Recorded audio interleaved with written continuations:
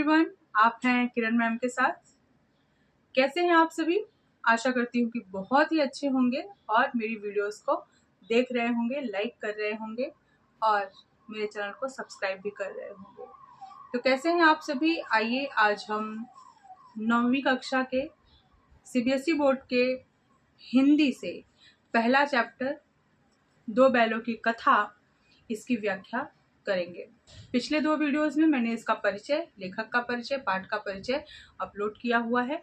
अगर आप लोगों ने नहीं देखा है तो जाके मेरे चैनल पर देखिए। और आज हम पाठ का प्रारंभ करेंगे। आइए देखते हैं दो बैलों की कथा क्या कहती है। जानवरों में गधा सबसे ज्यादा बुद्धिहीन समझा जाता है। हम जब किसी आदमी को परले दर्जे का बेवकूफ कहना चाहते हैं, अब यहाँ पे परले दर्जे का मतलब क्या है? परले दर्जे का मतलब है, जैसे आप कहते हैं ना 1 नंबर का गधा है, तो परले दर्जे का मतलब है सबसे अव्वल।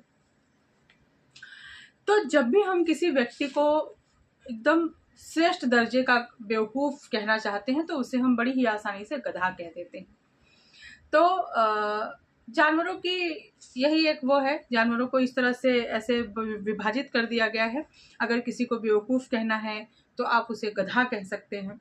ऐसा हमारे समाज में प्रचलन है। गधा सचमुच बेवकूफ है या उसके सीधेपन, उसकी निरादर सहिष्णुता ने उसे यह पदवी दे दी है? अब लेखक कहते हैं कि क्या सच में गधा जो है वो बेवकूफ होता है? ऐसा नहीं है। उसका सीधापन, शायद उसकी सहिष्णुता यानी सहने की भावना जो है, इतने काम करने की भावना जो है, मेहनत करने की भावना जो है, और उसका सीधापन, ये सारी चीजें मिलकर उसे इस पदवी के लायक बना देती हैं। इसका निश्चय नहीं किया जा सकता। गायें सींग मारती हैं, ब्याई हुई गाय तो अनायास ही सींगने का रूप धारण कर लेती है। कुत्ता भी बहुत गरीब जानवर है, लेकिन कभी कभी उसे भी क्रोध आ ही जाता है। किंतु गधे को कभी क्रोध करते नहीं सुना न देखा। जितना चाहो गरीब को मारो, चाहे जैसी खराब सड़ी हुई घास सामने डाल दो, उसके चेहरे पर कभी असंतोष की भावना नहीं होती है। गधे को गधा क्यों कहा जाता है, उसका कारण जो है वो लेखक ने स्पष्ट किया है यहाँ पे कि उसे कितना भी मारो, कितना भी काम करवा लो, खाने के लिए चाहे सड़ी घास ही डाल दो, वो बेचारा कुछ नहीं बोलता और उसके चेहरे पे कभी भी निराशा के भाव नहीं दिखते। तो कहने का मतलब है कि जो व्यक्ति सहता है, सह लेता है समाज में, और जिसके अंदर थोड़ा सा सीधापन है, व्यवहार उसका बड़ा अच्छा है, सीधा है, किसी भी स्थिति में वो विरोध नहीं प्रकट कर पाता, ऐसे व्यक्ति को लोग बड़ी ही आसानी से मूर्ख, बेवकूफ और गधा कह देते हैं। तो आगे आप जानते हैं कि झूरी नाम का नायक है इस पाठ में। झूरी नाम का व्यक्ति है जिसके पास 2 बैल हैं, एक हीरा और एक मोती। हीरा जो है वो थोड़ा शांत स्वभाव का है और मोती जो है वो थोड़ा उग्र स्वभाव का है। दोनों बैल आपस में बड़ी मित्रता से, बड़े स्नेह से मिलजुल कर रहते हैं। एक दूसरे में बड़ी ही घनिष्ठता, बड़ा ही प्रेम है। और झूरी जो है वो अपने जानवरों को यानी अपने इन बैलों को इतना प्यार करता है, उनसे घंटों बातें करता है, सहलाता है, खिलाता पिलाता बड़े प्यार से है। तो ये अपने मालिक के भी बड़े प्रिय हैं और मालिक भी इनको उतना ही प्रिय है। इस तरह से कहानी चल रही होती है और ये दोनों बैल जो हैं वो आपस में काम को लेके कभी भी इधर उधर भागते नहीं हैं, एक दूसरे की मदद करना चाहते हैं। एक को लगता है कि वो दूसरे की कितनी मदद कर दे, उसके हिस्से का कितना काम कर ले। कहने का मतलब है कि दोनों बैलों में प्रेम बहुत ज्यादा है। एक बार क्या होता है कि झूरी के ससुराल से इन बैलों की मांग होती है, यानी जब खेती बाड़ी बहुत ज्यादा होती थी ना, तो 2 बैलों के मतलब एक जोड़ी बैलों से कभी भी इतने सारे खेतों को जोतना बहुत मुश्किल होता था। तो नात रिश्तेदार, बिरादरी में अड़ोस पड़ोस के भी लोग बैलों की जोड़ी लाते थे और कई हल साथ चलते थे खेतों में, यानी अलग अलग खेतों में साथ ही जुताई की जाती थी। तो इसी लिहाज से जो झूरी का साला है, यानी उसकी पत्नी का भाई है, वो क्या करता है, आकर इनके झूरी के दोनों बैलों को अपने घर ले जाता है। अब बैलों को गाड़ी में तो लेके जाया नहीं जा सकता, लिहाजा वो पैदल ही किसी तरह से लेके जाते हैं। अब बैलों को क्या पता, जानवरों को भाव का क्या पता है, उन्हें क्या पता कि बातचीत क्या हो रही है। उन्हें लगता है कि झूरी ने यानी कि उसके मालिक ने उन बैलों को बेच दिया है। अब ये दोनों जा तो रहे हैं रास्ते में, लेकिन बड़ी ही निराश भावना से, मालिक के ऊपर भी क्रोध आ रहा है कि बताओ हमने ऐसा क्या कर दिया कि मालिक ने हमें बेच दिया। इतने अच्छे से तो रहते थे, इतना अच्छा काम करते थे, पर मालिक ने हम पर बिल्कुल भी दया नहीं की। दोनों बड़े ही निराश भावना से चले जा रहे हैं, कोई इस तरफ को खिंचाता है, कोई उस तरफ को खिंचाता है, और इनका जाने का बिल्कुल भी मन नहीं है। किसी तरह से बड़े ही मुश्किल से गया जो है, यानी जो झूरी का साला गया है, वह इन बैलों को लेकर अपने घर पहुंचता है। इस तरह से बड़ी ही मुश्किल से गोई उन दोनों बैलों को अपने घर ले गया। इतनी मुश्किल से लेके गया कि उनके दांतों पसीना आ गया। दांतों पसीना ये क्या है, एक मुहावरा है। दांतों पसीना का मतलब कोई भी कार्य बहुत मुश्किल से होना। लेके जाता है और वो जो दोनों बैल हैं, वो दोनों बैल भी मन में सोच रहे हैं कि इतने अच्छे से तो हम रहते थे वहाँ पे, हमने ऐसा क्या कर दिया था, अपना घर समझ के रखा था, मालिक ने हमें निकाल दिया। जैसा करते थे वैसा रहते थे, जैसा खिलाते थे वैसा खाते थे, ऐसा क्या हमने बिगाड़ दिया मालिक का, जो मालिक ने हमें अपने घर से निकाल दिया, यानी कि बेच दिया। मन में बड़ी कुंठा है। किसी तरह से गोई अपने घर लेके आया, उनको खूंटे से बांध दिया। दिन भर वो भूखे रहे। उनकी नांद में, यानी जो खाने का बड़ा पत्थर का बर्तन होता है उनका, उनकी नांद में उन्होंने चारा डाल दिया, सारा कुछ कर दिया, लेकिन दोनों बैलों ने नांद में मुंह नहीं डाला, नहीं खाया उन्होंने, क्योंकि वो दुखी थे, निराश थे। किसके ऊपर? झूरी के ऊपर। क्यों उसके मालिक ने उन्हें बेच दिया। दोनों रात दिन भर भूखे रहे, पूरा दिन उन्होंने कुछ नहीं खाया, रात भर नहीं खाया, और जैसे ही रात को सारे लोग, घर के सारे लोग सो गए, दोनों ने आपस में सलाह करके रस्सी को तोड़ लिया और दोनों बेतहाशे अपने मालिक के घर की तरफ भागे। भागते भागते भागते भागते ईश्वर की कृपा से रास्ता भी सही सलामत मिल गया और वो दोनों आकर अपने मालिक के घर पर खड़े हो गए। सुबह नींद खुली, झूरी बाहर आया तो देखता है कि उसके नांद पर, यानी जहां उन्होंने वो बैलों को बांधा था, वहां पर आकर दोनों बैल खड़े हैं। झूरी बहुत खुश हो गया, इतना खुश हुआ, और आके लोग वहां पे जितने भी गांव के लोग थे, सारे बच्चे थे, वो सारे आके वहां पर जमा हो गए।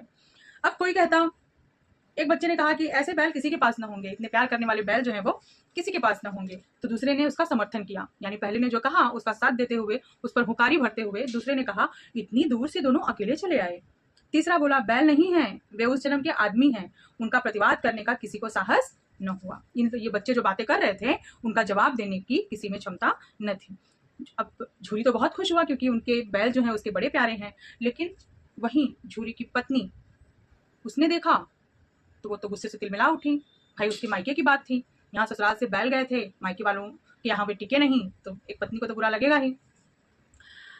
गुस्से में आकर उसने कहा कि नमक हराम बैल हैं कि एक दिन काम न किया, भाग खड़े हुए। झूरी अपने बैलों पर यह आक्षेप न सुन सका। नमक हराम क्यों है? चारा दाना कुछ न दिया होगा तो क्या करते? जब पत्नी ने नमक हराम कहा तो झूरी को बिल्कुल भी अच्छा नहीं लगा। उसने अपने बैलों का पक्ष रखते हुए कहा कि नमक हराम क्यों है, कामचोर नहीं है मेरे बैल, जरूर उन्होंने खाने पीने को अच्छे से नहीं दिया होगा। झूरी की पत्नी भी रोब में आ गई। गुस्से में आके उसने कहा कि तुम ही तो बैलों को खिलाना जानते हो, सभी खिला पिला थोड़ी ना सकते हैं बैलों को, सिर्फ तुम ही जानते हो खिलाना। तंज कसते हुए या टोंट मारते हुए कहा। झूरी ने चिढ़ाया, चारा मिलता तो भाग के तो नहीं आते। झूरी भी एक, और झूरी की स्त्री जो है, यानी उसकी पत्नी जो है, वो और चिढ़ गई।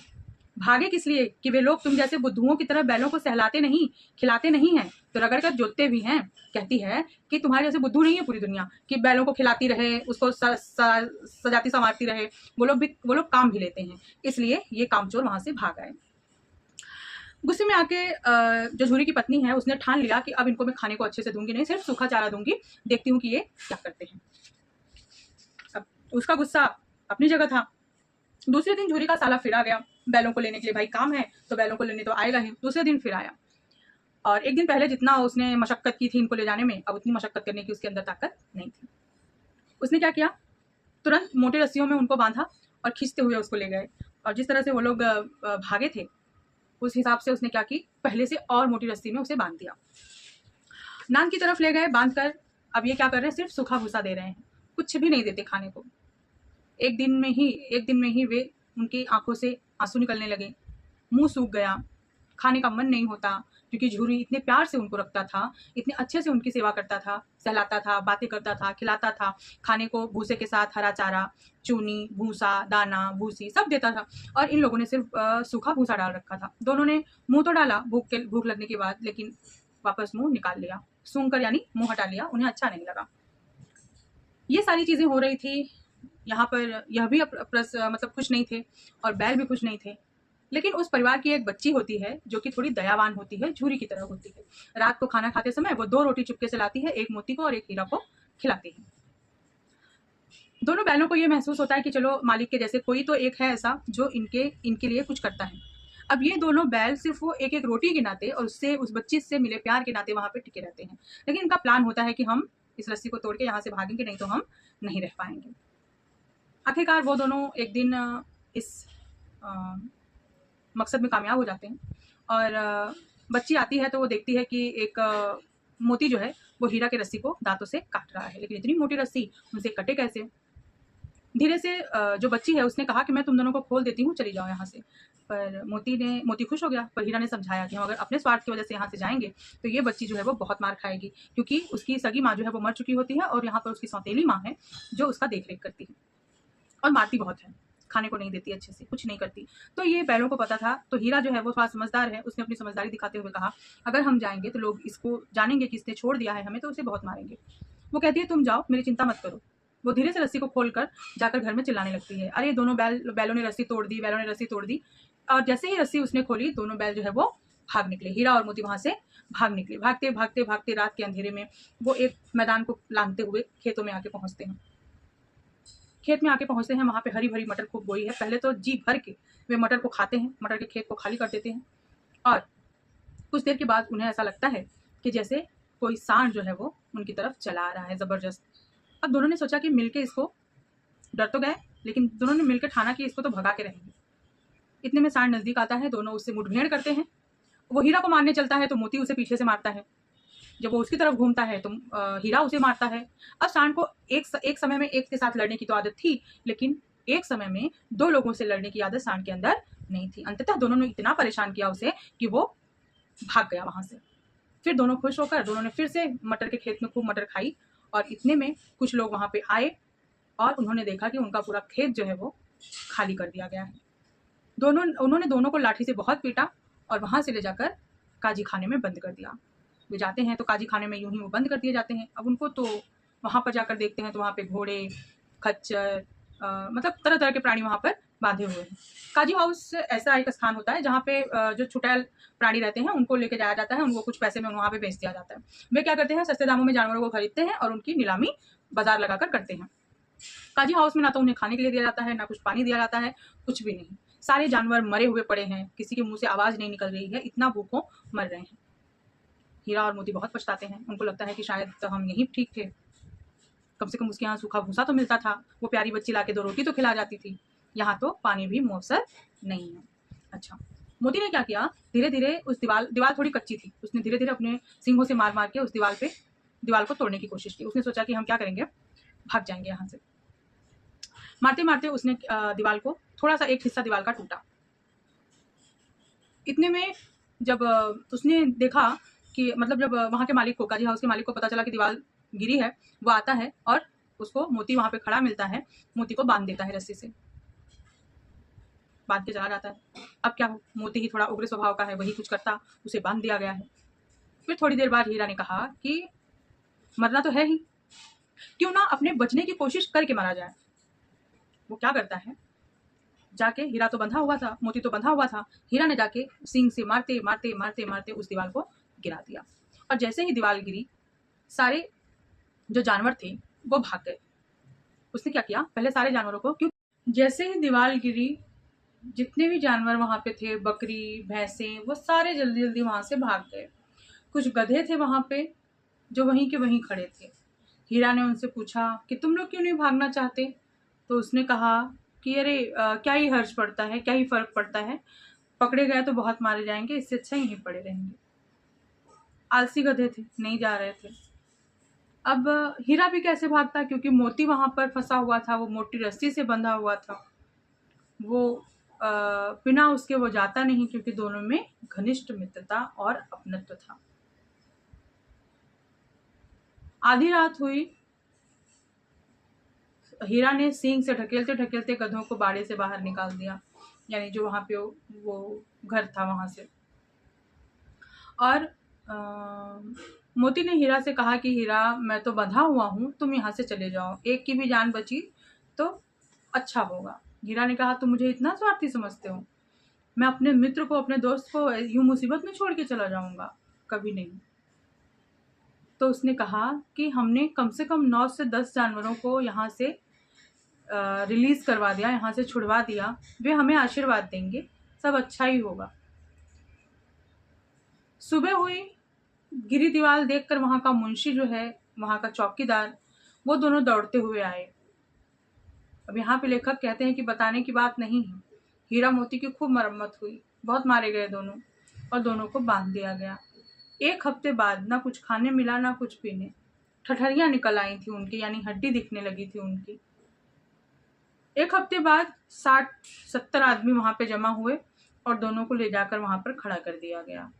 लोग आते, देखते, मुंह बनाते, चले जाते, कुछ दाम पूछते, चले जाते। क्या हुआ? एक डढ़ियल सा आदमी आया, उनके पास रुक गया। एक डढ़ियल सा आदमी आया, उनके पास रुक गया और कुछ पैसों में उन दोनों बैलों को खरीद लिया उसने और लेकर हाँकते हुए चल दिया। अब वो दोनों सोच में पड़ गए, ये क्या करेगा, काट डालेगा कि रखेगा, हम तो बड़े मुसीबत में पड़े। आगे बढ़ते बढ़ते उन दोनों को महसूस हुआ कि अरे ये तो हमारे गांव का रास्ता है, यानी कि झूरी के घर का रास्ता है। दूर से दोनों ने देखा तो उन्हें झूरी का वो स्थान नजर आया घर के पास का, जहां पे वो झूरी उन्हें बांधता था। दोनों ने आपस में प्लान किया और दोनों रस्सी को खिंचाकर उस आदमी के हाथ से भागे। और ऐसे भागे हैं दोनों अपने घर को देखकर कि डढ़ियल आदमी ने इतना दौड़ाया और वो उन्हें पा न सका। और दोनों जाकर अपने मालिक के घर पे, जहां उनका स्थान था, वहां पर जाकर रुके और अपने अपने नाद में खाने लगे। झूरी अपने घर से बाहर निकला तो उसने देखा कि अरे उसके दोनों बैल आ गए हैं। वो बहुत खुश हुआ, दोनों को सहलाने लगा, सब कुछ बड़ा खुश हुआ। और डढ़ियल, वो जो आदमी जिसने उसे खरीदा था, वह आया तो उसने देखा और उससे लड़ाई करने लगा।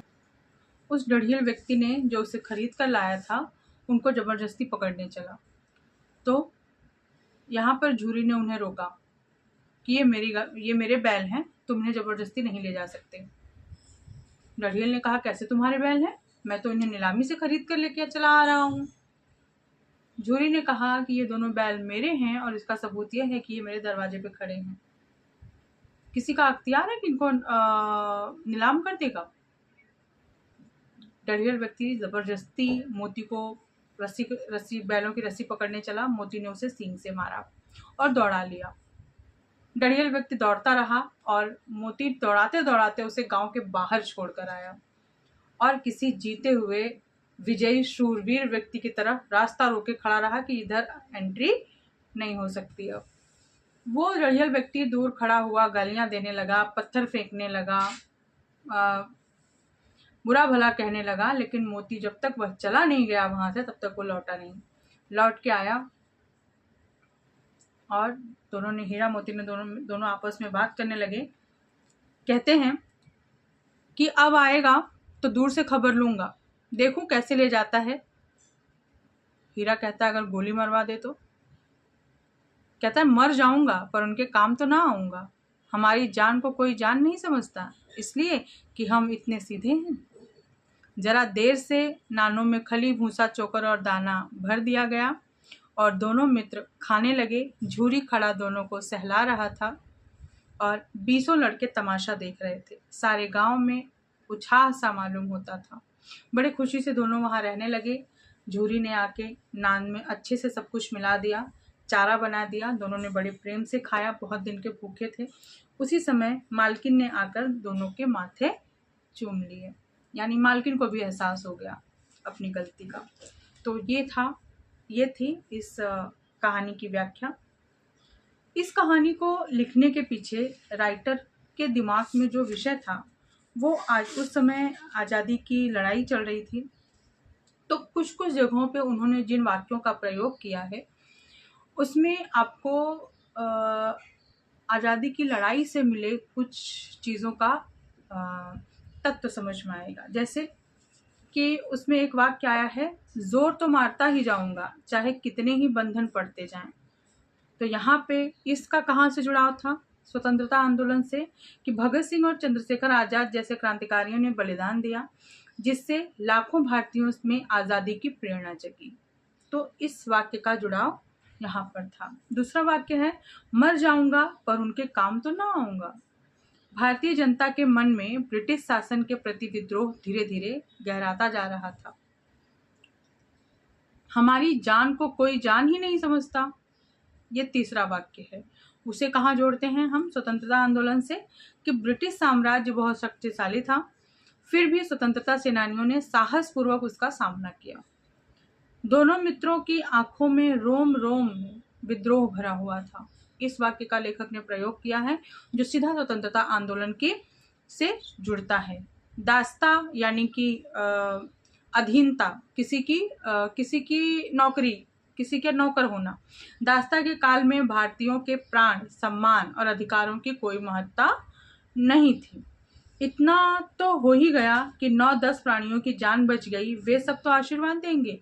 इस वाक्य का प्रयोग लेखक ने इस पाठ में किया है जो स्वतंत्रता आंदोलन से इस तरह जुड़ता है कि स्वतंत्रता के लिए प्राण देना स्वीकार्य था पर अंग्रेजों की सेवा में लगना अस्वीकार्य था। अंतिम है, सांड पूरा हाथी है पर दोनों मित्र जान हथेलियों पर लेकर लपके। ये इस एक वाक्य का प्रयोग किया गया है जिसको हम स्वतंत्रता आंदोलन से किस तरह जोड़ते हैं। स्वतंत्रता सेनानी बार बार जेल गए, फांसी पर चढ़े पर संघर्ष छोड़ने को तैयार नहीं हुए। तो बच्चों, ये थी दो बैलों की कथा। और आपको कुछ भी डाउट होगा तो आप कमेंट बॉक्स में अपने क्वेश्चंस भेज सकते हैं, मैं तुरंत जवाब दूंगी उसका। और अंत में आप सभी से यही रिक्वेस्ट करूंगी कि मेरे वीडियोस को लाइक, शेयर करिए और चैनल को सब्सक्राइब करिए। धन्यवाद।